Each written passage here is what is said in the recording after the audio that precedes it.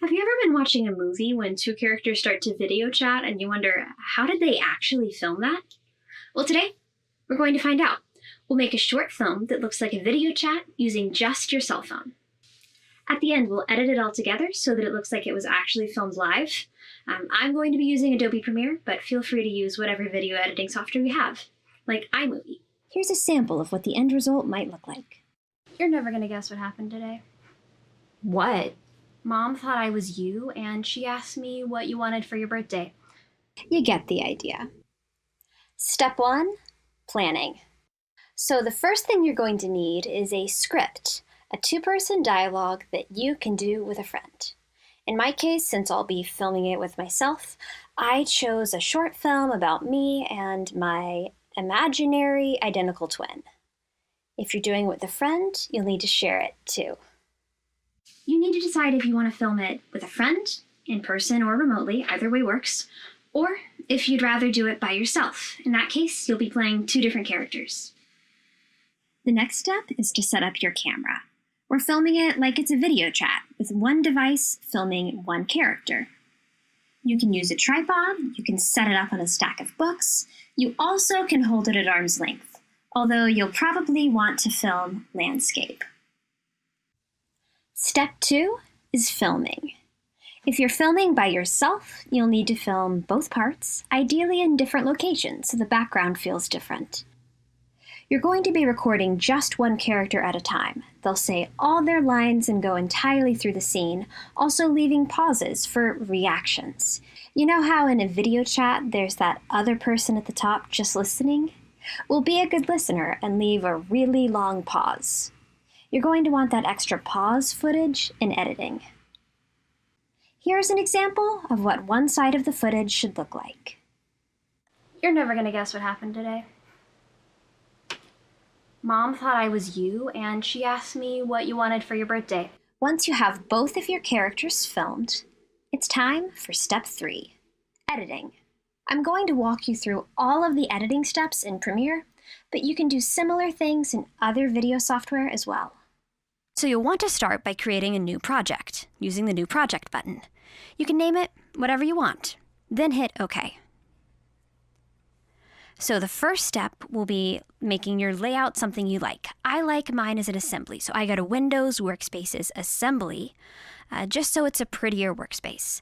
Then you'll want to import using Control-I or Command-I, depending on if you're on Windows or a Mac.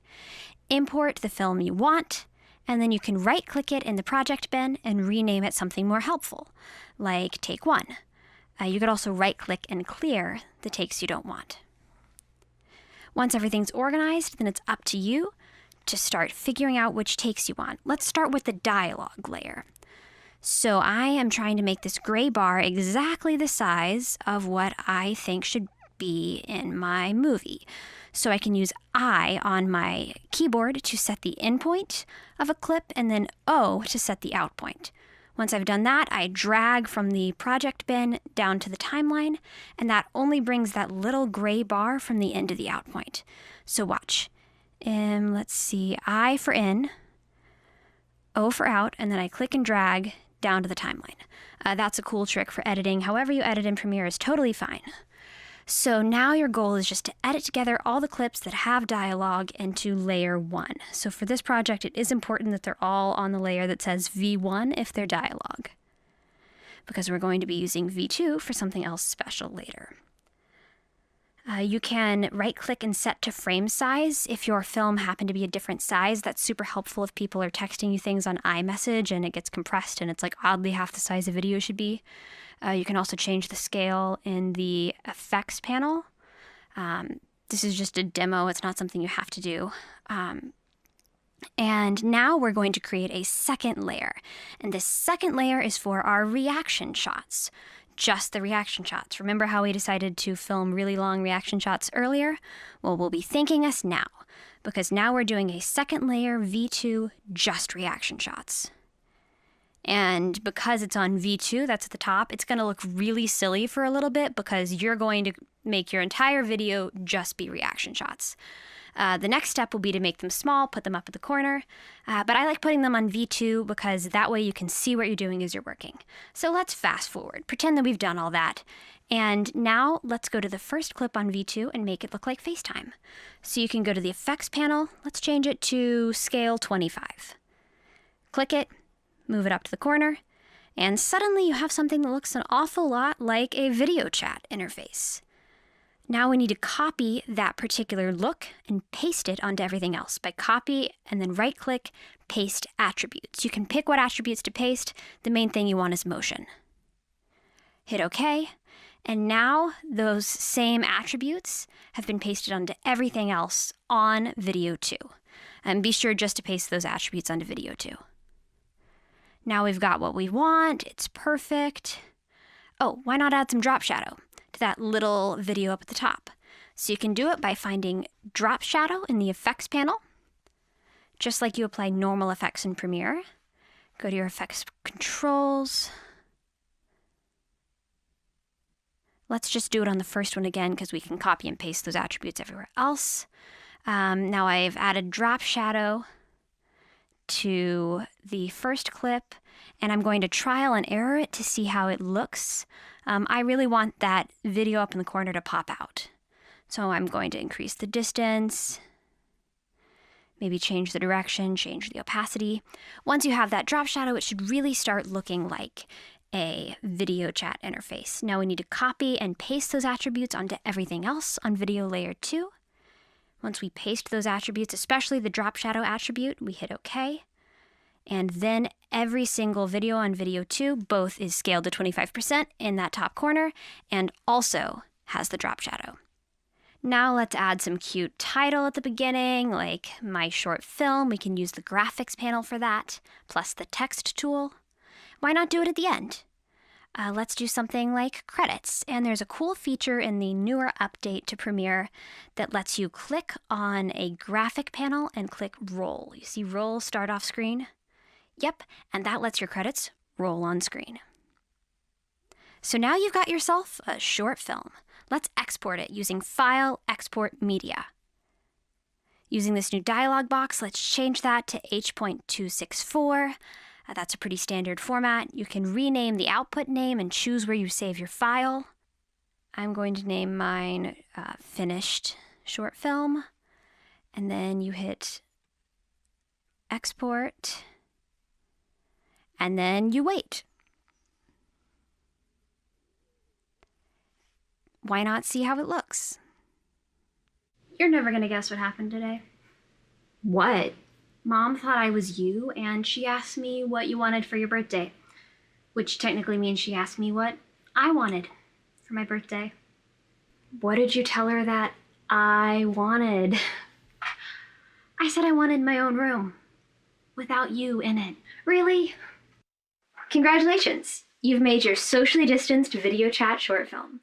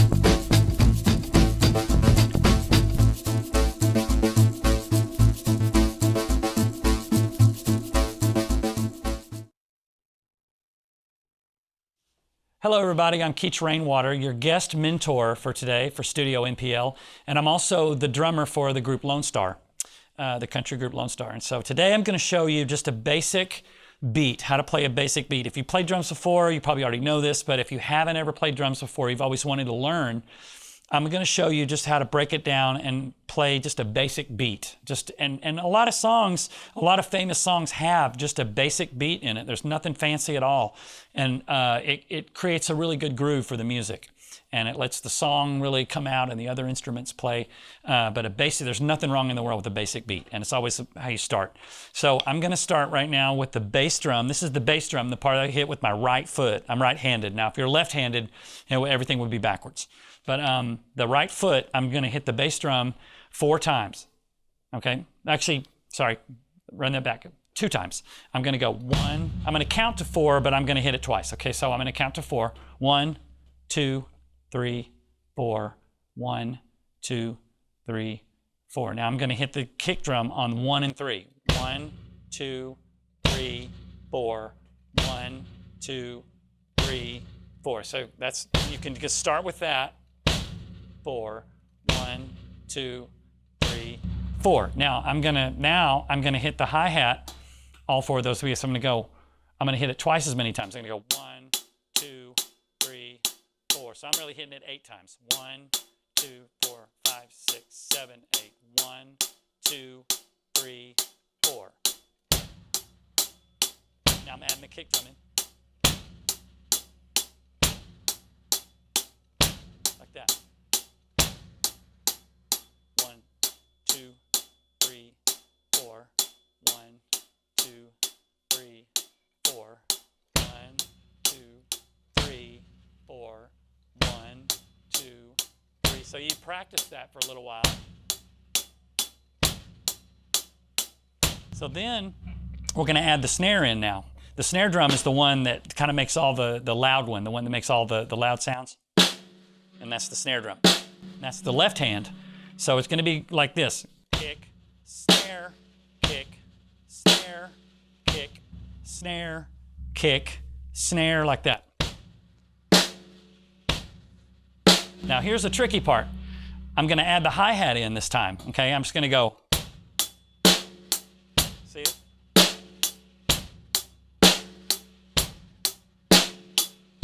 And so the idea behind this is that you would practice this same thing. Once you get that beat down, to whatever you're comfortable with, at whatever speed, you practice that for about 30 minutes, if you can. 30 minutes of uninterrupted practice of that, and it's just what they call muscle memory.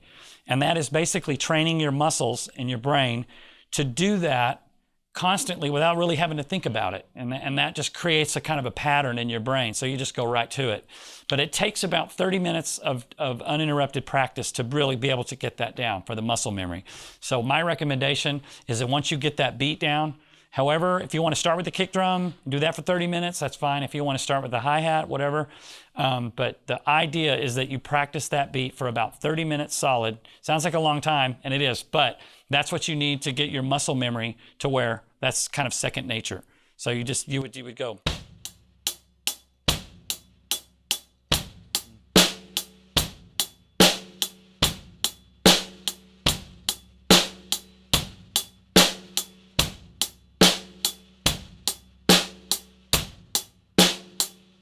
That.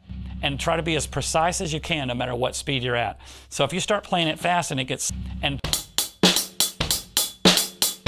that's no good. You have to start out slow and keep it nice and precise, and no matter what speed, even if it's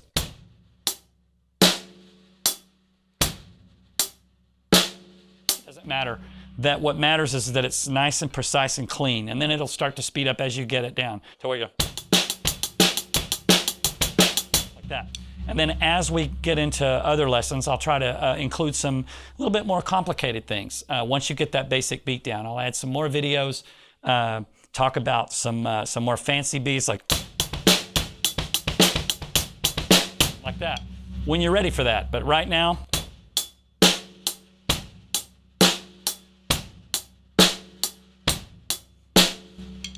Thanks for joining me. I'm Keach Rainwater, the guest mentor for Studio NPL. And be sure and submit your questions to studionplnashville@gmail.com.